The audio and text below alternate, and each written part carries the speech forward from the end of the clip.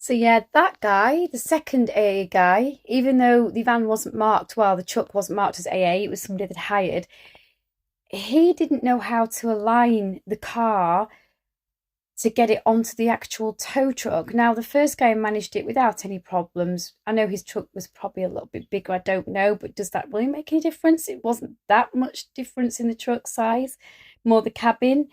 But yeah, guy could only take two of us, remember, and it was all a bit crazy. It all went wrong. Everything that could go wrong went wrong. So I said to my husband, I don't trust them. I really don't trust them to take this car of ours back home. So anyway, that was sort of, oh, it all went wrong. It did turn up eventually. The guy said there was a problem with the motorway. There was a fire on the motorway, which we did see. That was his excuse for turning up about an hour to an hour and 15 minutes after we did and not leaving when we did. He seemed okay. Everything turned out all right. I did get my husband to check luggage because everything that was going wrong, remember, could do so. I wanted to make sure we had all luggage in one piece. It does seem to be that way, so that's fine too.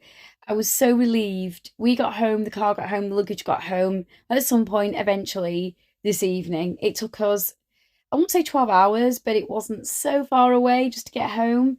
It was absolutely crazy, all of this. And to be honest, I wouldn't recommend the AA because they knew that we were absolutely in a desperate situation with the heat wave, being halfway across the country, not having any shelter over our heads apart from a convertible car, not having nearly enough food because we didn't expect to be there and our food was at home. And we had to spend more on taxis, like over £100 on taxis in a few days, because we didn't have the car to use, even though we'd filled enough up with the car, not the point. It all took a toll on the financial side of things as well.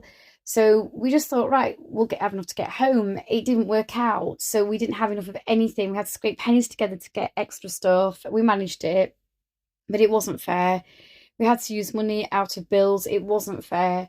They expect us to pay for a hire car, but then didn't get back to us anyway. And, it became obvious when we first spoke to the AA that it just wasn't going to happen. All of this was a mess. My husband pays for the highest and best policy with the AA. What is he paying for when they won't help us, when we're desperate, when my son's freaking out or getting upset and losing it? I'm almost losing it. My husband's almost losing it. It's going dark or in.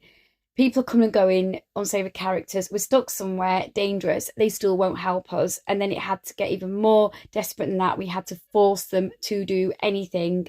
You know what I mean? It's not something that I would recommend. I've asked my husband to change his policy over to a different company.